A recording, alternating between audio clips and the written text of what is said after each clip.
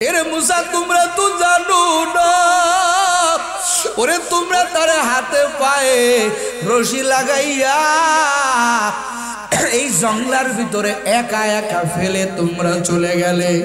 এই বান্দা ফালাম্মা কুরিবাল মউত, এই বান্দার যখন মৃত্যু কাছে চলে আসলো, এই বান্দা ডানে একবার তাকায় দেখে কেউ নাই, বামে একবার তাকায় দেখে কেউ নাই, সামনে একবার তাকায় কেউ নাই, আবার এই বান্দা পিছনে তাকায় দেখে কেউ নাই রে যুবক। ওই বান্দা কাছে তাকায় কেউ নাই, এই বান্দা দূরে তাকায় কেউ নাই। আমার বান্দা এবার উপরের দিকে তাকাইয়া দুই চোখের পানি ছেড়ে দিল। আমার বান্দা কয় রে মালিক, এই জায়গা কেউ নাই, আমি বড় একা। আয় আল্লাহ, আমার কাছে কেউ নাই, আমার দূরে কেউ নাই, আমার সামনে কেউ নাই, আমার পিছনে কেউ নাই, এই জায়গা আমি বলো একা। ও আল্লাহ, তুমি ছাড়া আমার কোনো উপায় নাই। ও আল্লাহ, তোমার নাকি একটা নাম আছে রে মালিক, ওই নামটা তুমি নাকি রাখছো রহমান। ওই নামের যদি মদদ না পাই, আয় আল্লাহ বলো, আমার মা আমাকে দাঁড়াইয়া দিল, এলাকাবাসীরা আমার কৃতকর্মের কারণে আমার হাতে পায়ে রশি লাগাইয়া এই জঙ্গলার ভিতরে আমাকে একা একা ছেড়ে গেল। ও আল্লাহ, তোমার নামটা নাকি রহমান। ও আল্লাহ, তোমার নামটা নাকি রহিম। ও আল্লাহ, বিদায়ের বেলা কি তোমার মদত পাবো না? আয় আল্লাহ, তুমি কি আমাকে ক্ষমা করতে পারো না? আবার আল্লাহ কয় রে মুসা, যদি আমি ওরে ক্ষমা না করতাম, বল আমি আল্লাহর নামটা কেন রহমান রাখলাম, আমি আল্লাহর নামটা কেন রহিম রাখলাম রে মুসা? আমি সহ্য করতে পারি নাই, ওর কান্না এতটাই আকাশ বাড়ি করে ফেলছে। ওরে পয়গম্বর মুসা, আমি আমার বান্দার জিন্দেগির সমস্ত গুনাহগুলি ক্ষমা করে দিলাম। হর গোরি দেখ নে কো তুই यारो है, जो ना मंगे उससे तू बेजारो है। आती नाफी दारे दुनिया ना हसन, आती नाफी दारे उक़बा ना हसन।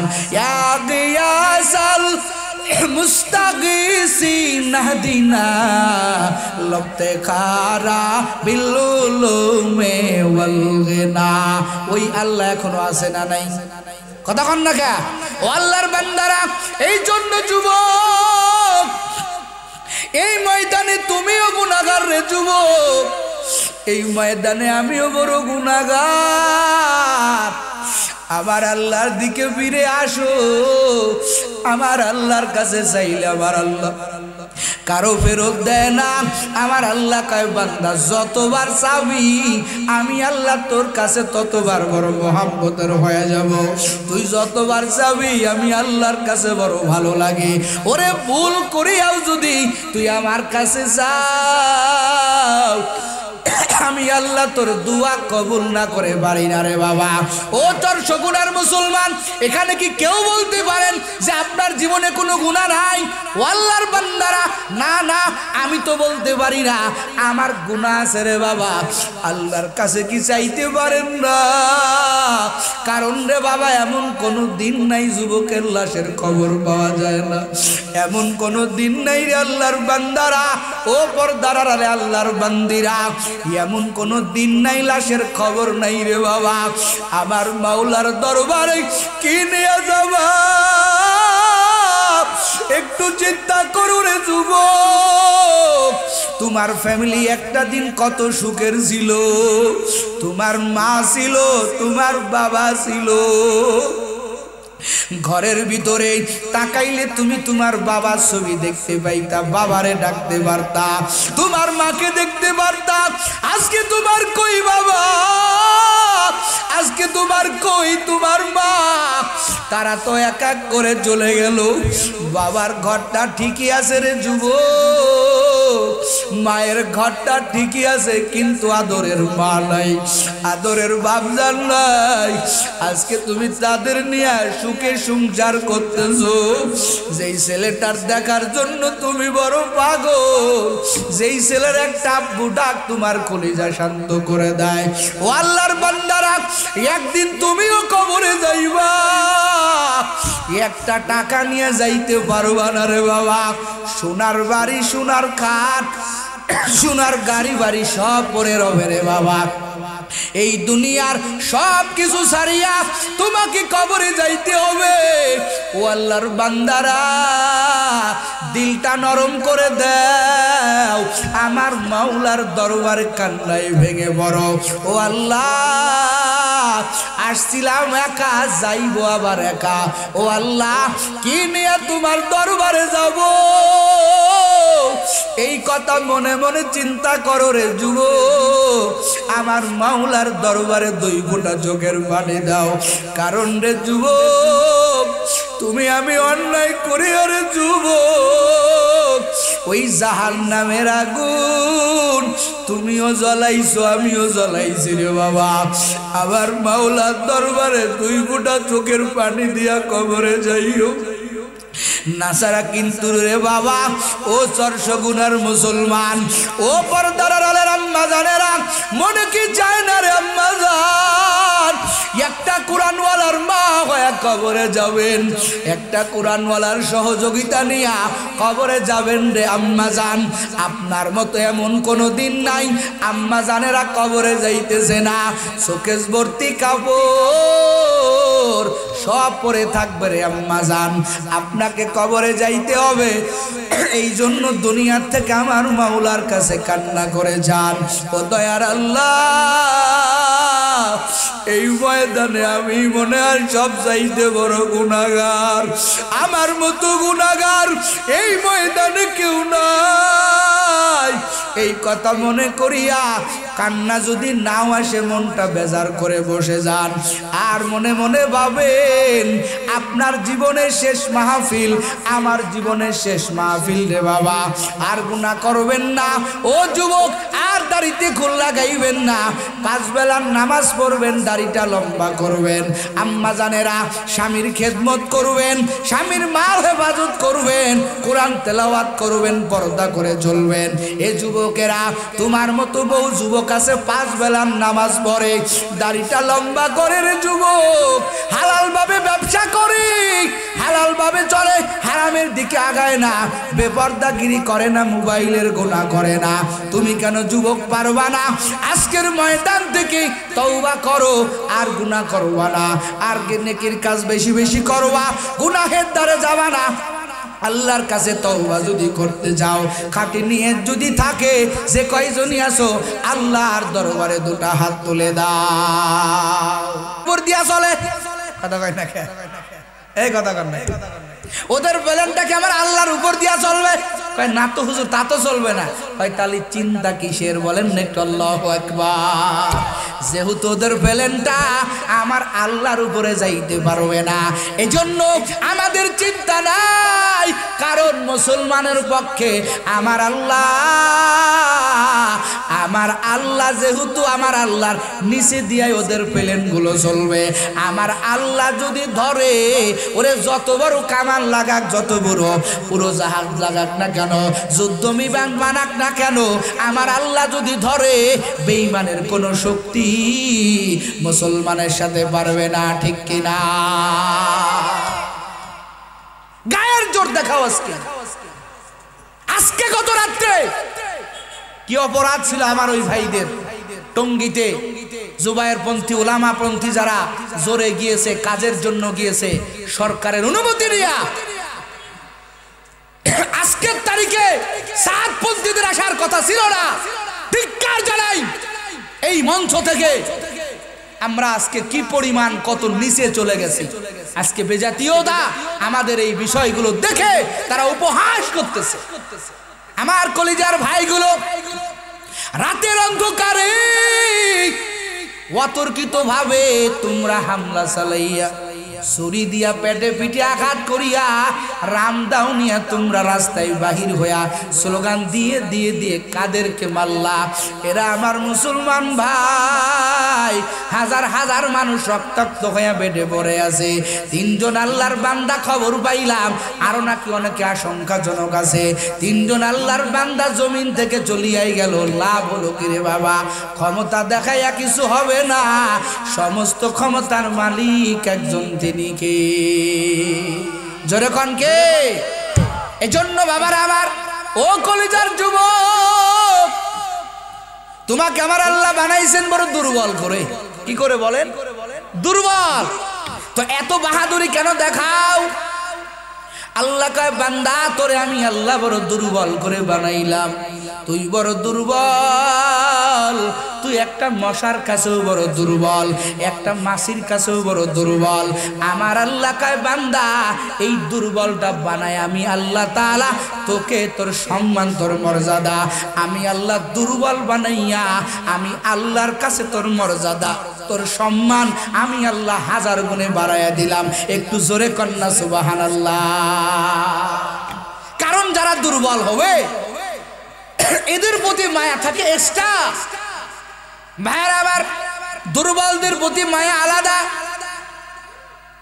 পথে ঘাটে কত গরিব সুস্থ লোক যারা, তাদের ভিক্ষা দিতে মনে চায় না, কিন্তু একটা লোক যদি হাত নাই, পা নাই, অন্ধ চোখে দেখে না, অথবা বুড়ি হয়ে গেছে, কামাই করতে পারে না, কাজ করতে পারে না, এইরকম একটা লোক যদি হাত পাতে, বলেন তো মায়া হবে কি হবে না? কতক্ষণ লাগে? আল্লাহ কয়, বান্দা তোরে আমি আল্লাহ দুর্বল বানাইয়া এই দুনিয়াতে আমি আল্লাহ তোরে পাঠাইলাম, যাতে বান্দা তোর চাইতে দেরি হবে, আমি আল্লাহর দিতে দেরি হবে না। আমি আল্লাহ তাআলা এক্সট্রা মায়া নিয়ে তোরে বানাইলাম, আর তোর দুর্বল করিয়া আমি আল্লাহর আলাদা নজর তোর প্রতি রেখে দিলাম। একটু জোরে কন্যা সুবহানাল্লাহ। আলাদা নজর, আলাদা মায়া, আলাদা মহব্বত বান্দা তোর প্রতি আমি আল্লাহ রেখে দিলাম। কেন? কারণ বান্দা তুই দুর্বল। দুনিয়াতে যাইয়া ও বান্দা বান্দি, দুনিয়াতে যাওয়ার পর তোরে বিভিন্ন দলের লোকের আক্রমণ করবে, শয়তান আক্রমণ করবে, বিভিন্ন জিনিস তোরে আক্রমণ করে তোকে আমি আল্লাহ থেকে দূরে সরাইয়া দিবে। এ বান্দা তোর আমার থেকে দূরে সরানোর চক্রান্ত করবে। ও বান্দা, আমি আল্লাহ তোরে দুর্বল করে বানাইলাম কিসের জন্য? বান্দারে হাজার অন্যায় করিয়া বান্দা তুই যখন আমি আল্লাহর কাছে চাওয়ার মতো যাবি, বান্দা তোর চাইতে দেরি হবে, আমি আল্লাহর দিতে দেরি হবে না। একটু চিল্লায় কন্যা সুবহানাল্লাহ। এখন যেহেতু আমরা চাবো কার কাছে বলেন? আল্লাহর কাছে। আমাদের ছেলে হয় না, মেয়ে হয় না, টাকা নাই, পয়সা নাই, অভাব, কার কাছে যাব? পীরের কাছে না আল্লাহর কাছে? চাইবো কার কাছে বলেন? আস্তে কেন? জোরে বলেন কার কাছে? আরো জোরে বলেন কার কাছে? আল্লাহর কাছে আমরা চাই। আমাকে কেউ আমার আশা আকাঙ্ক্ষা পূরণ করতে পারে না, কারণ দুনিয়ার মানুষের কাছে একবার চাইবা, দুইবার চাইবা, তিনবারের বারে বেজার। কথা কন ঠিক কিনা? আর আমার মাওলা এমন মাওলা, আমার দয়ার আল্লাহ এমন আল্লাহ, যেই মাওলার কাছে চাইলে খুশি, আমার মাওলার কাছে না চাইলে আমার মাওলা বড় বেজার। একটু জোরে কন্যা সুবহানাল্লাহ। আমরা নামাজের মধ্যে বলি, ও আল্লাহ ইয়্যাকা না'বুদু ওয়া ইয়্যাকা নাস্তাঈন। ও আল্লাহ, আমরা তোমারই ইবাদত করি, আবার সাহায্য চাওয়ার ব্যাপারেও, আবার সাহায্য চাওয়ার বেলাও আল্লাহ আমরা পীরের কাছে না, মা বাবার কাছে না, দুনিয়ার কোনো নেতার কাছে না, কোনো নেত্রীর কাছে না, আমগো সাহায্য করবেন একমাত্র কে? নাসরুম মিনাল্লাহি ওয়া ফাতহুম করিব ওয়া বাশশিরিল মুমিনিন। আল্লাহু আকবার বলেন। সাহায্য কার পক্ষ থেকে আসবে? জোরে কন, জোরে কন, আরো জোরে বলেন। বলেন কার পক্ষ থেকে? আমার আল্লাহর পক্ষ থেকে সাহায্য আসবে। এই মদত যদি থাকে রে বাবা, নবী আমার বদরের রণাঙ্গনে আমার পয়গম্বর মাত্র 313 জন সাহাবী নিলেন। কয়জন? জোরে কোন কয়জন? সমস্ত সাহাবী বলেন, ও নবী, আমাদের নাই অস্ত্র, নাই ঘোড়া, নাই যুদ্ধ করার মতো কোনো সামান, আমরা ওই 1000 বেঈমানদের বিরুদ্ধে কেমনে লড়ব? নবী আমার কয় টেনশন করো না, আমার আল্লাহ পাকের দরবার থেকে, আমার আল্লাহর পক্ষ থেকে গায়েবী মদত চলে আসবে। জোরে কোন সুবহানাল্লাহ। আমার আল্লাহ কয়, দোস্ত তুমি তো শুরু করছো মাত্র 313 জন নিয়া, আমি আল্লাহর মদত শুরু হয়ে গেল। আমার আল্লাহ কয়, ও পয়গম্বর, আমি আল্লাহ আসমান থেকে হাজার হাজার ফেরেশতা আমি আল্লাহ ওই বেঈমানদের মোকাবেলার জন্য আমি আল্লাহ পাঠাইয়া দিলাম। সেই আল্লাহ আছে না নেই? কতক্ষণ না কে? এজন্য বাবা, যেহেতু আমার আল্লাহর মতো কেউ নাই, আমার আল্লাহর মতো কোনো শক্তিশালী নাই, এই জন্য বাবা চাওয়ার বেলায় আমার আল্লাহকে প্রাধান্য দাও। ও পর্দার আড়ালের আম্মা জানেরা, যাদের সন্তান হয় না, নিঃসন্তান, ও আল্লাহর বান্দিরা, আর কয়দিন কবিরাজ বাড়ি দৌড়াবা, আর কয়দিন মাজারে দৌড়াবা, আর কয়দিন ডাক্তারের কাছে দৌড়াবা? দৌড়াইলে তো কম না, কিন্তু কই তোমার সন্তান কই? ও আম্মা জানেরা, আপনার দিলের কাছে প্রশ্ন করেন, আপনি কয়দিন যাই নামাজে বইসা আপনি আমার মাওলার কাছে চাইছেন? কারণ সন্তান দেওয়ার মালিক দুনিয়ার কেউ না, সন্তান দেওয়ার মালিক কে? জোরে কর, আরো জোরে কর। ইব্রাহিম আলাইহিস সালাম বুড়া মানুষ, পয়গম্বর, 86 বছর বয়স, সন্তান দেয় নাই। আল্লাহর পরীক্ষা, আল্লাহর কি গণ? দুনিয়াটাই তো পরীক্ষার কেন্দ্র। হুতোষে পড়া যাবে না, ধৈর্য হারা হওয়া যাবে না। আল্লাহ কায়, ওয়ালা নাবলুওয়ান্নাকুম বিশাইইম মিনাল খাউফি ওয়াল জুই ওয়া নাকসিম মিনাল আমওয়ালি ওয়াল আনফুসি ওয়াস সামারাত ওয়া বাশশিরিস সাবিরিন। জোরে কন্না সুবহানাল্লাহ। উলামায়ে কেরাম জানে 2018-তে এই এতাতিরা, সাতপন্থীরা বাঁধ ভেঙ্গে, লোহার গেট ভেঙ্গে মাদ্রাসার ছোট ছোট ছাত্রদেরকে বাটাম দিয়ে মেরেছিল। আমরা ইতিহাসগুলো ভুলি নাই। আবার গত রাত্রেও তোমরা অতর্কিতভাবে হামলা করেছো, আমরা ধৈর্য ধারণ করে আছি, আমরা আল্লাহ তাআলার বিধানের উপরে আছি, নবীর তরিকার উপরে আছি। বিজয় শেষে আমাদেরই হবে। কথা কন ঠিক কিনা? বিজয় আমাদেরই হবে। তোমরা ভুলে যেও না, নবীর তরিকা, ধৈর্য ধারণ করো। নবী মক্কার জিন্দেগিতে ধৈর্য ধারণ করেছে, কোনো বেঈমানের উপরে নবী আঘাত করে নাই। কিন্তু মদিনী জিন্দেগিতে নবী স্থির থাকে নাই, নবী তরবারি নিয়ে রণাঙ্গনে নেমেছে। আমি ওখান থেকে বলতে চাই, আর কোনো রক্তাক্ত দেখতে চাই না এই বাংলাদেশে, আর কোনো সংঘাত দেখতে চাই না, আমরা মিল দেখতে চাই। তোমাদেরকে বলতে চাই, আর যদি কোনো ভাবে কোনো আলেম ওলামার উপরে আবার নতুন করে আঘাত করো, আমরা নবীর মাদিনী জিন্দেগি ধরতে বাধ্য হব। রণাঙ্গনে মাথায় কাপড়ের কাপড় পরে মাঠে নামতে বাধ্য হব। কথা কন ঠিক কিনা? আল্লাহর বান্দারা, ধৈর্য ধারণ করে আসি দেখে মনে করিও না যে আমরা নবীর ইতিহাস ভুলে গেছি। আমরা আদর্শ, আমরা চাই মিলে ঝুলে আমরা দিনের কাজ করব। কথা কন ঠিক কিনা? মিলে ঝুলে মানুষকে মেরে, কলিজার ভাইদেরকে ছুরি দিয়ে আঘাত করে, এটা লাভ কি? বেজাতিরা আমাদের দিকে তাকায় হাসে। আল্লাহ তাআলা আমাদের সবাইকে সঠিক বুঝ দান করুক। একটু জোরে কন্যা সুবহানাল্লাহ।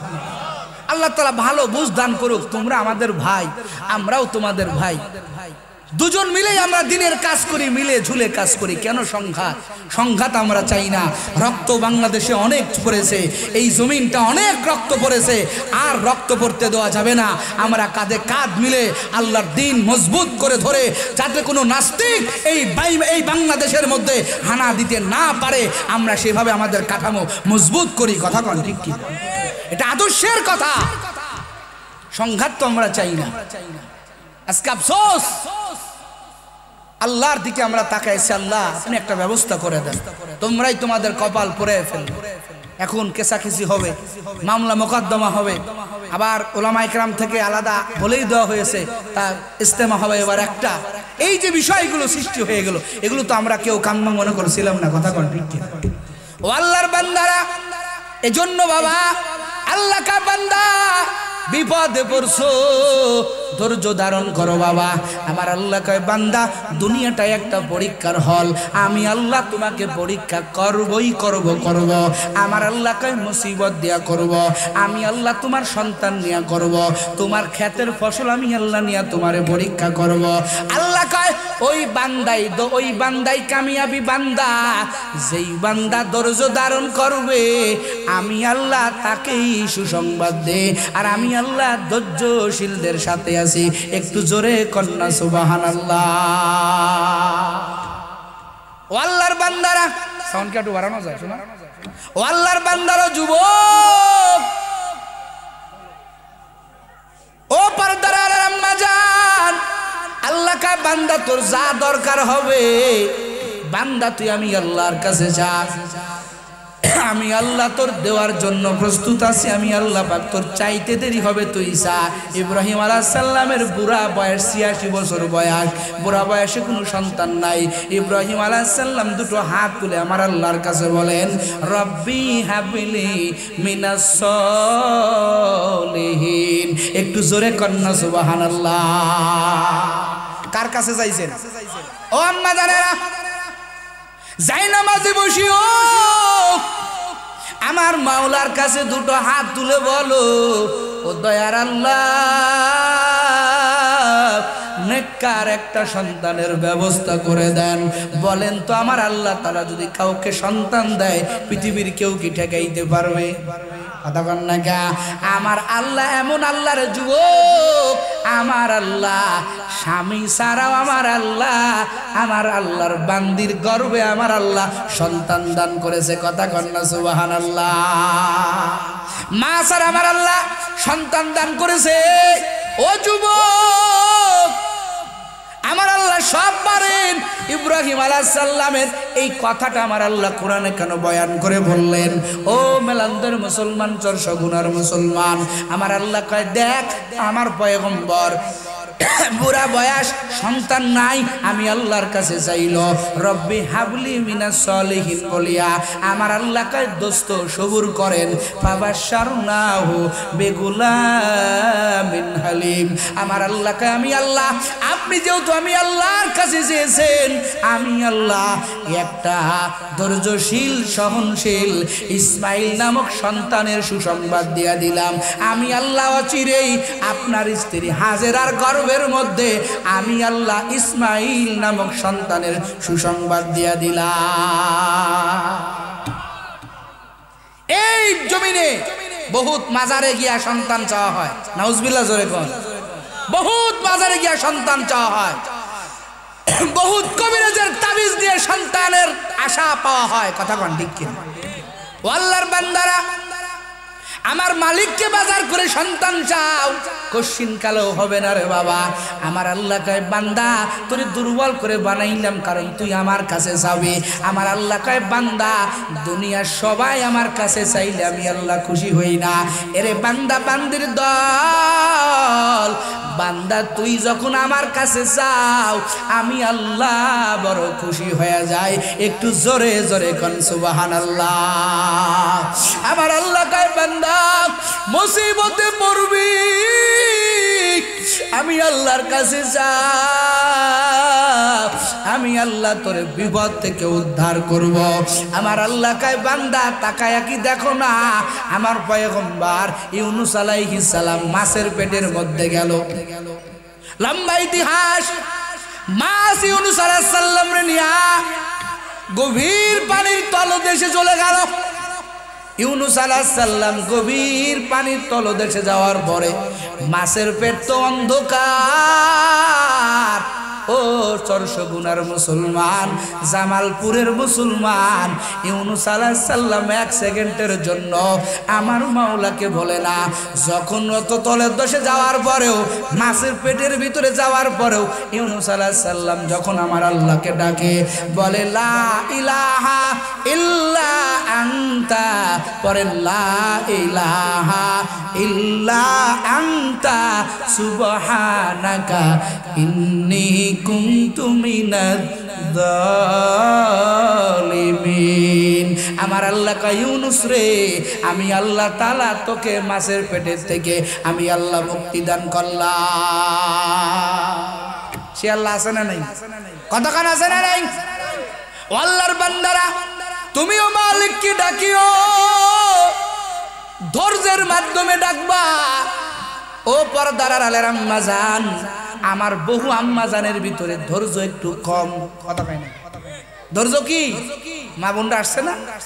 আমার মা বোনদের ধৈর্য কম। ও আম্মা জান, ধৈর্যশীল বান্দা বান্দিকে কে পছন্দ করেন? জোরে কন, জোরে কন। আজকে পেপার খুললে দেখা যায়, পত্রিকা খুললে দেখা যায়, আমার বহু বোনেরা, আমার বহু আম্মা জানেরা গলায় দড়ি নিয়ে বিষ খাইয়া আত্মহত্যা করছে। কথা বল না কে? সবগুলো একটাই কারণ, ধৈর্য কম। মরেই যদি যাবি তো তোর যুদ্ধ কিসে? রাগ করে তুই যদি বেশি পান করো, গলায় যদি ফাঁসি লাগাও, তো তোর রাগটা কার সাথে কাটবে? আত্মহত্যা করিয়া নিজেকে জাহান্নামী বানাইয়া নিলা রে আম্মা জান। আজকের ময়দান থেকে তুমি তওবা করো, কশিন কালেও বিষ পান করবা না। জীবন চলে যাবে, তারপরেও গলায় দড়ি নিবা না। তোমার কষ্ট সহ্য করা লাগবে, তুমি ধৈর্য ধারণ করবা। কারণ ধৈর্যধারীকার যারা ধৈর্য ধারণ করে, আমার আল্লাহ তাদেরকে বড় মোহাব্বত করে। জোরে কন্যা সুবহানাল্লাহ। ও আম্মা জানেরা, একটা হাদিস শুনেন, কেমন ধৈর্য। স্বামী বেচারা 10,000 টাকা চাকরি পাইলে মাঝে মাঝে স্ত্রীর বায়না হয়ে যায় 20,000 টাকা। স্বামী বেচারা কি করবে? 10,000 টাকা চাকরি, স্ত্রীর বায়না তো 20,000। যদি পূরণ না করতে পারি, স্ত্রী তো খাবার রান্না করে দিবে না, বহু অশান্তি। এরপরে বেচারা হালাল ভাবে না গিয়ে হারাম ভাবে সম্পদ অর্জন করার জন্য সামনে আগায়। কথা কন ঠিক কিনা? ঘরের বিবি যদি সহনশীল হয়, ধৈর্যশীল হয়, ওই ঘরটা আমার আল্লাহ ফুলের বাগান বানায় দেয়, জান্নাতের বাগান বানায় দেয়। জোরে কোন সুবহানাল্লাহ। ও আল্লাহর বান্দারা, ও যুবক, ও পর্দার আলের আম্মা জানেরা, নবীর এক সাহাবী আবু তালহা রাদিয়াল্লাহু তাআলা আনহু মাঠে কাজ করার জন্য গেছেন। স্ত্রী ঘরে, কলিজার টুকরা সন্তান হঠাৎ করে মারা গেছে রে বাবা। ওই সময় তো টেলিফোনের যুগ ছিল না রে বাবা। এমন মা, কলিজার টুকরা সন্তান মারা গেছে, মা ধৈর্য ধারণ করে চোখের পানি চোখ দিয়ে পড়তেছে, কোনো হাই হুতাশ নেই, চিল্লা চিল্লি নাই। মা নিজের হাতে সন্তানের গোসল করাইছে, সন্তানের গোসল করাইয়া কাফন পরাইয়া ঘরের ভিতরে একটা আবদাল জায়গায় একটা জায়গায় রেখে দিছে। স্বামী বেচারা সারাদিন মাঠে কাজ করছে, সন্ধ্যার আগে বাড়ি আসে, বাড়ি আসার পরে হাত মুখ ধুয়েছে, স্ত্রী কোনো কথা বলেনি। কারণ স্ত্রী কেমন, স্ত্রী জানে আমার স্বামী সারাদিন কষ্ট করেছে। এখন যদি আমি আমার স্বামীকে হুট করিয়া আমার কলেজার কুষ্ঠ সন্তানের মৃত্যুর সংবাদ দিয়া দেই, আমার স্বামী পেরেশান হয়ে যাবে, পাগল হয়ে যাবে। না না, আমার স্বামী আগে ঠান্ডা হোক, এরপরে আমি আমার স্বামীকে পুরা ঘটনাটা খুলে বলবো।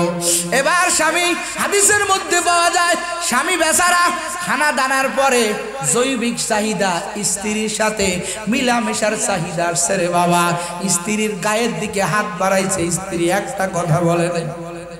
কেমন আম্মা জান, ও পর্দার আড়ালের মা, এই আম্মা জান কিন্তু কিছুক্ষণ আগে নিজের কলিজার টুকরা সন্তানকে দাফন করিয়া, কলিজার টুকরা সন্তান কাফন পরাইয়া ঘরের একটা আবদালে জায়গায় রেখে দিছে। এখনো পর্যন্ত স্বামীর কাছে বলে নাই রে বাবা, স্বামী আমার তিনি তো অজ্ঞাত, জানে না রে যুবক। স্বামী স্ত্রীর সাথে বাসারিয়াতের যেই চাহিদা, স্ত্রীর সাথে সহবাস করার পরে রে বাবা, গোসল করার পরে ফজরের বেলায় আস্তে আস্তে ঠান্ডা হয়েছে। স্বামী বেচারা কয়, স্ত্রী অনেকক্ষণ তো হয়ে গেল, আমার কলিজার টুকরা সন্তানকে আমি দেখতে পাই না। এরে সেই স্ত্রী আমার, বল বল আমার কলিজার টুকরা সন্তান কোথায়?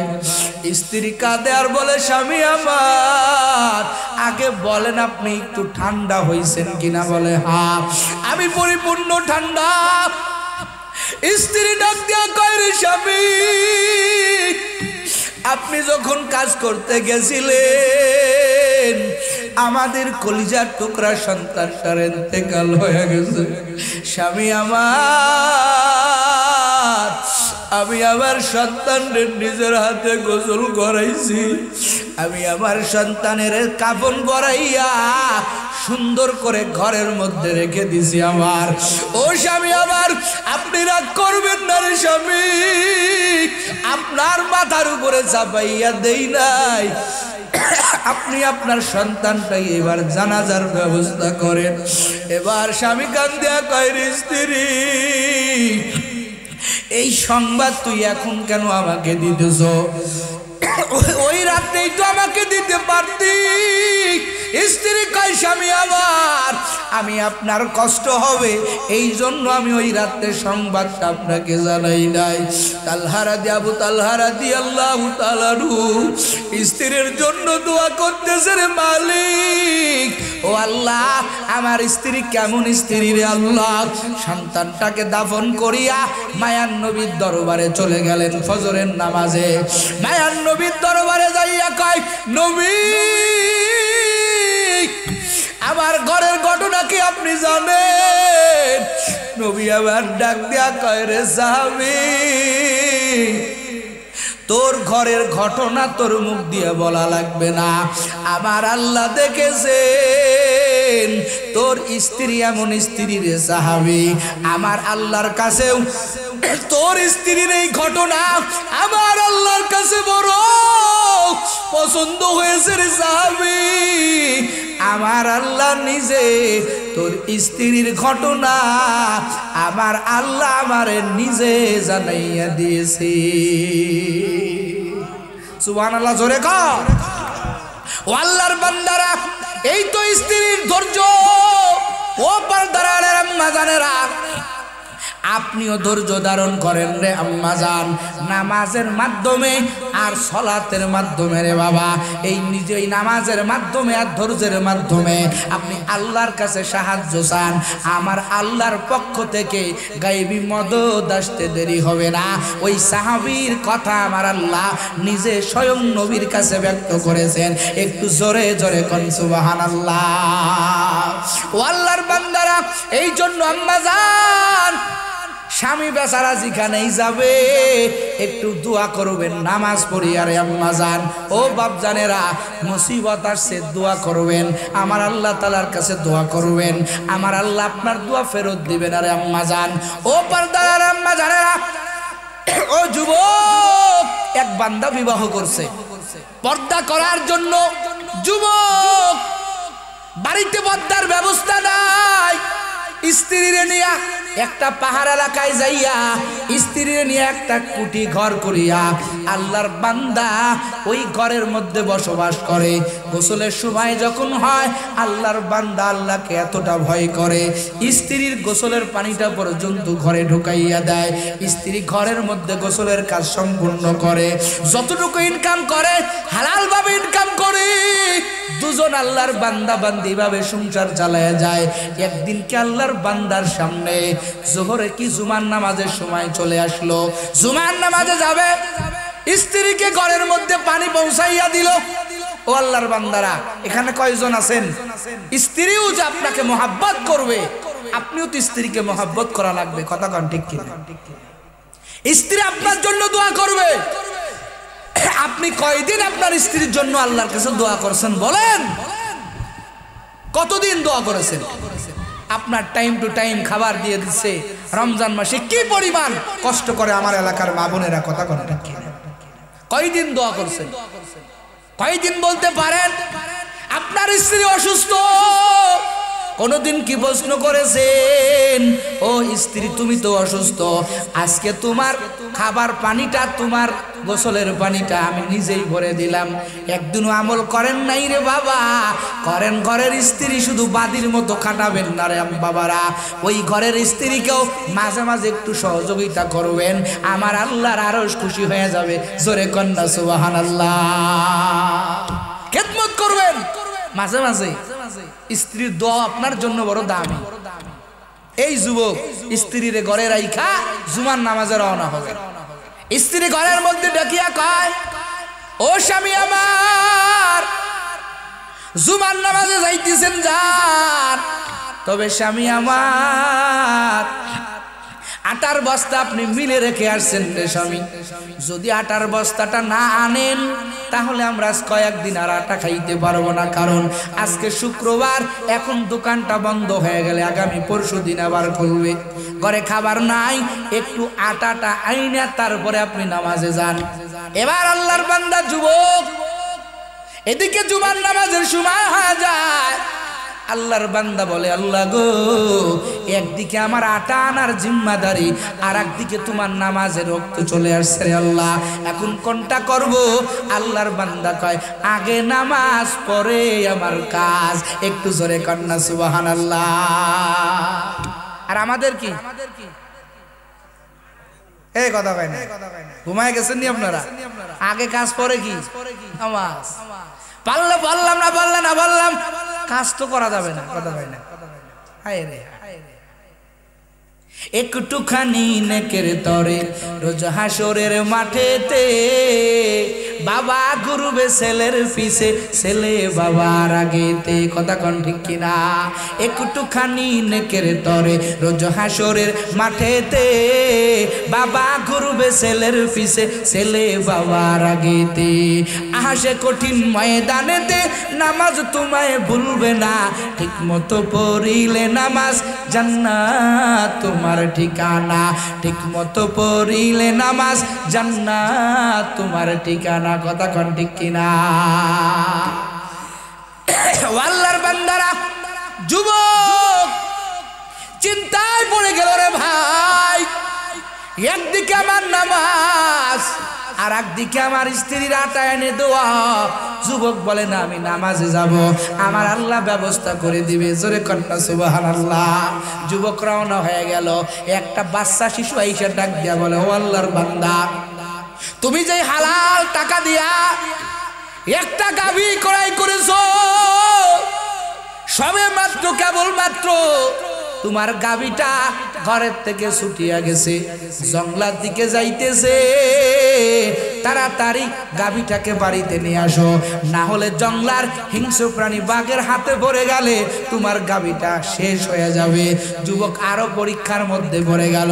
যুবক চিন্তা করে, একদিকে আমার নামাজ, আর একদিকে আমার গাভী, আমি কোন দিকে আগাবো?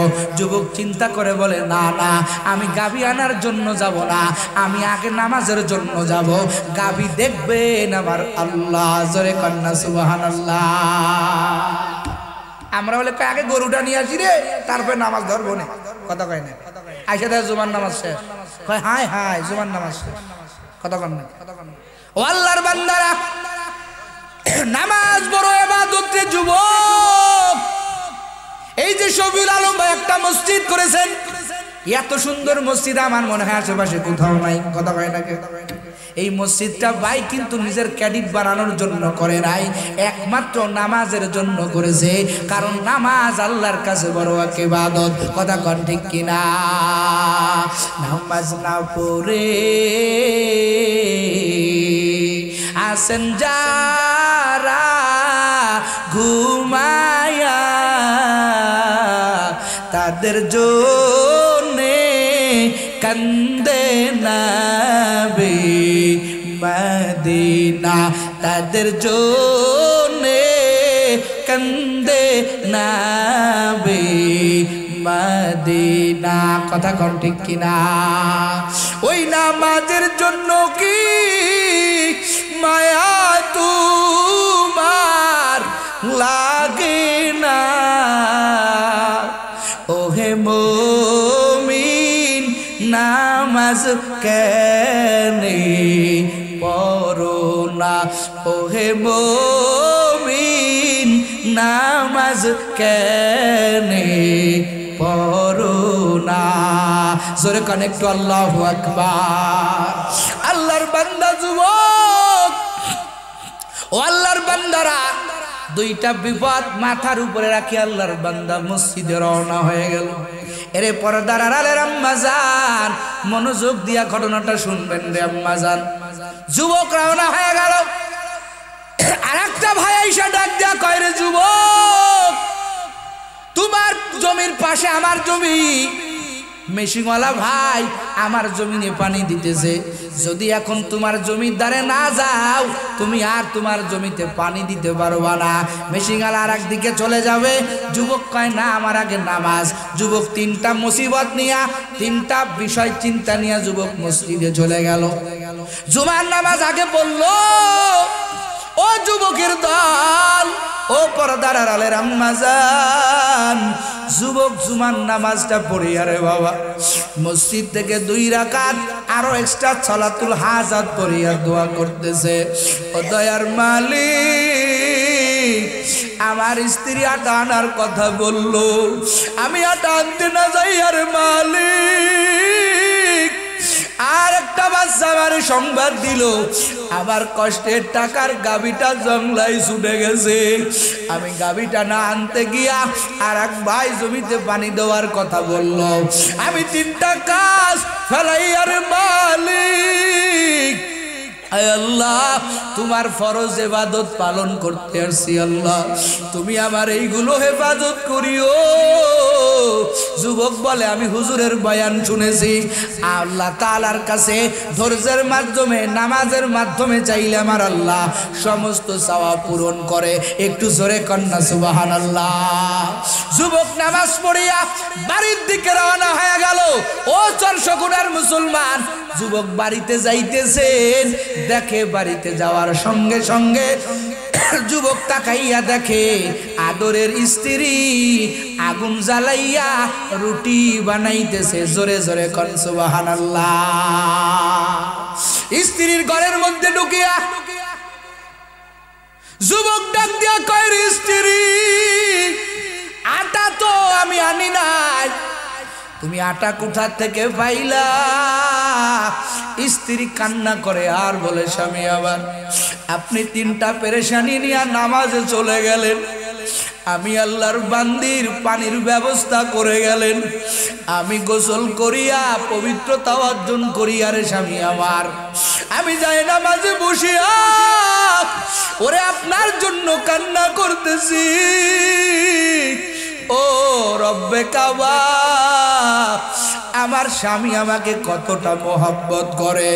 ও আল্লাহ, আমার স্বামী 3টা পেরেশানি নিয়ে মসজিদে নামাজ পড়তে গেছে। আল্লাহ গো, আমার স্বামী যাতে সব পেরেশানি দূর হয়ে যায়। আমি যাই নামাজে কান্না করতেছিলাম, স্বামী আমার হঠাৎ করে দেখি আমার দরজায় এসে একজন নক দিয়া বলে, বাড়িতে কেউ কি আছেন? এই যে আপনাদের আটার বস্তাটা। জোরে কন্যা সুবহানাল্লাহ। আমি বললাম, তুমি কেন আনলা? ওই ব্যক্তি বলে, ও আল্লাহর বান্দি, আমি মিলে গিয়েছিলাম আটা আনার জন্য, আমি ভুল করে আমারটা রাইখা তোমাদের আটাটা নিয়ে আসছি, এই জন্য মনে করলাম তোমাদের আটাটা তোমাদের বাড়িতে পৌঁছাইয়া দেই, আমার আটাটা আমি পরবর্তীতে যাই আনবো। জোরে কন্যা সুবহানাল্লাহ। স্ত্রী ডাক দেয়া কয়, ও স্বামী আমার, এইভাবে আমার আল্লাহ আটাটা বাড়িতে পৌঁছাইয়া দিছে আমার পয়গম্বর। এবার ওই যুবক ডাক দেয়া কয়, ও স্ত্রী আমার, আরো দুইটা পেরেশানি নিয়ে আমি বাড়ি থেকে বাইর হয়েছিলাম। আমার গাবি কোথায়? স্ত্রী ডাক দেয়া কয় স্বামী আমার। আমি হঠাৎ করে বাড়ির কিনারায় তাকাইলাম, তাকাইয়া দেখে আমার গাবিটা দৌড়াইয়া দৌড়াইয়া বাড়ির দিকে আসতেছে, আর পিছনে তাকাইয়া দেখে একটা জংলার বাঘ। জোরে কন্না আল্লাহু আকবার। ওই বাঘ বলতেছে, ও আল্লাহর বান্দি, আমার মালিক আমাকে অর্ডার করেছেন এই গরুটা, এই গাবিটা আমি যাতে দাবড়াইয়া দৌড়ানি দিয়া তোমাদের বাড়িতে ঢুকাইয়া দেই। স্বামী আমার আল্লাহ জংলার ওই হিংস্র প্রাণীবাদ ওই বাঘের মাধ্যমে আমার আল্লাহ আমাদের গাবিটা বাড়ি পর্যন্ত আমার আল্লাহ পৌঁছাইয়া দিয়েছে। একটু জোরে কন্যা সুবহানাল্লাহ। এবার স্বামী একটা দৌড় দিয়েছে ক্ষেতের দিকে, যাইয়া দেখে ক্ষেতটাও আমার আল্লাহ ভিজাইয়া দিয়েছে। বলেন না আল্লাহু আকবার। এবার বলে আমার ক্ষেতটা কেমনে ভিজলো? ওই লোক বলে ভাই আমি মেশিন স্টার দিয়া পাশের বইতে পানি দিতেছিলাম, হঠাৎ করে কেমনে জানি আমার জীবনে এমন হয় না, আমি ক্ষেতের মধ্যে ঘুমাইয়া গেলাম, এই ক্ষেতটা ভিজিয়া তোমার ক্ষেতটাও ভিজিয়া গেছে। এবার লোকটা কয় না রে ভাই, এই ঘুম তুমি পারো নাই, আমার আল্লাহ আমার দোয়া কবুল করেছেন, আমার স্ত্রীর দোয়া কবুল করেছেন। আমার সামনে তিনটা মুসিবত, তিনটা হাজাত, আমি তিনটা কাজের দিকে না গাইয়া রে আল্লাহর বান্দা আমি নামাজের দিকে গিয়েছি, আমার আল্লাহ আমার তিনটা কাজ আমার আল্লাহ পরিপূর্ণ করে দিয়েছে। একটু জোরে জোরে কন্যা সুবহানাল্লাহ। ও আল্লাহর বান্দারা, ও যুবক, ও পর্দার আলের আম্মা জান, আপনিও ধৈর্যের মাধ্যমে আমার আল্লাহর কাছে যান। আমার আল্লাহ না দিয়া পারবে না রে বাবা। আমার আল্লাহ কত বেঈমান, কত গুনাহগার, কত সুদখোরের চাওয়া আমার আল্লাহ ফেরত দেয় নাই। আমার আল্লাহ কয় রে বান্দা, আমি আল্লাহ বড় রহমান, আমি আল্লাহর কাছে যা, আমি আল্লাহ তোরে না দিয়া পারবো না রে বান্দা। আমার কাছে তুই যা, আমি আল্লাহ তোর চাওয়ার ব্যাপারে আমি আল্লাহ এতটা খুশি, বান্দারে তুই যতবার চাইবে আমি আল্লাহ তোর প্রতি ততটা খুশি হয়ে যাব। একটু জোরে কন্যা সুবহানাল্লাহ।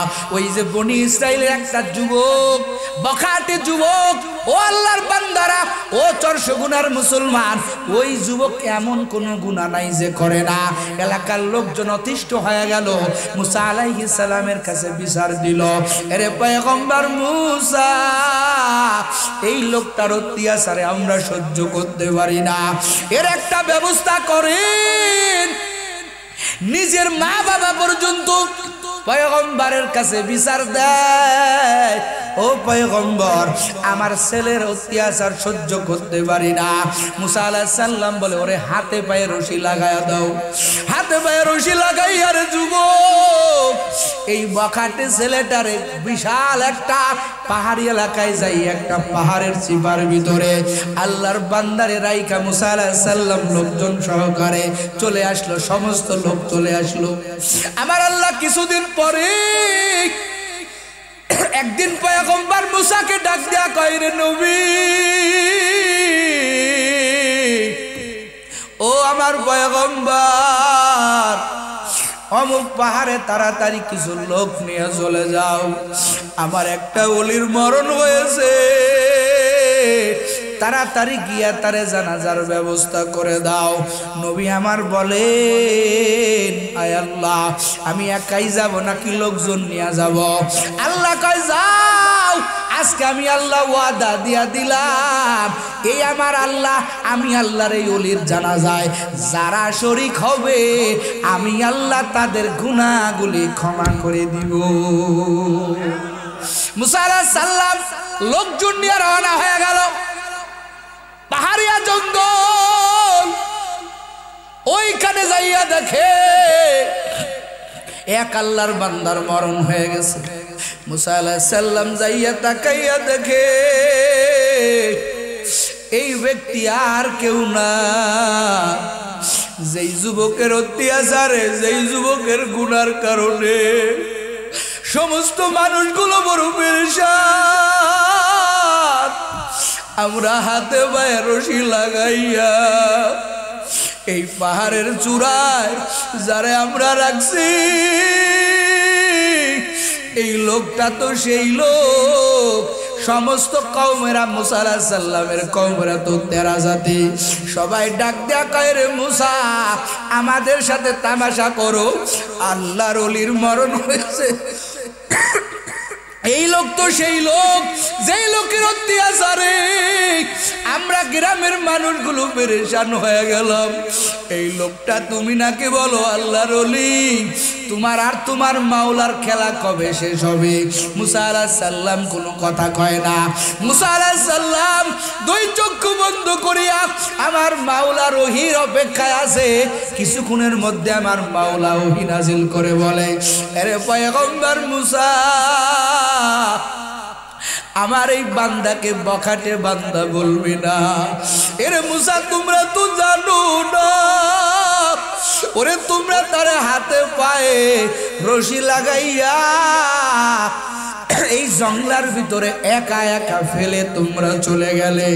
এই বান্দা ফালাম্মা কুরিবাল মউত, এই বান্দার যখন মৃত্যু কাছে চলে আসলো, এই বান্দা ডানে একবার তাকায় দেখে কেউ নাই, বামে একবার তাকায় দেখে কেউ নাই, সামনে একবার তাকায় কেউ নাই, আবার এই বান্দা পিছনে তাকায় দেখে কেউ নাই রে যুবক।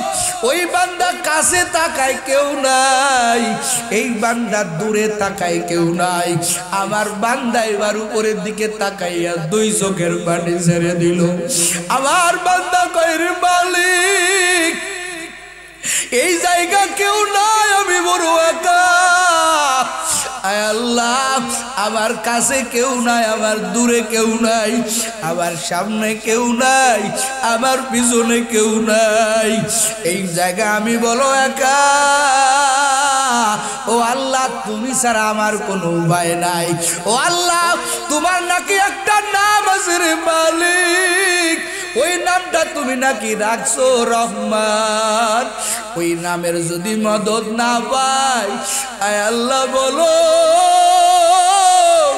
আমার মা আমাকে দাঁড়াইয়া দিল, এলাকাবাসীরা আমার কৃতকর্মের কারণে আমার হাতে পায়ে রশি লাগাইয়া এই জঙ্গলার ভিতরে আমাকে একা একা ছেড়ে গেল।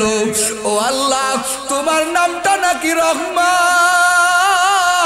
ও আল্লাহ, তোমার নামটা নাকি রহিম। ও আল্লাহ, বিদায়ের বেলা কি তোমার মদত পাবো না? আয় আল্লাহ, তুমি কি আমাকে ক্ষমা করতে পারো না?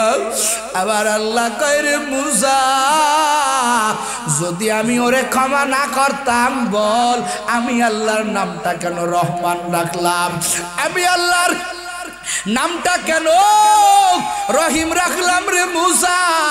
আমি সহ্য করতে পারি নাই, ওর কান্না এতটাই আকাশ বাড়ি করে ফেলছে।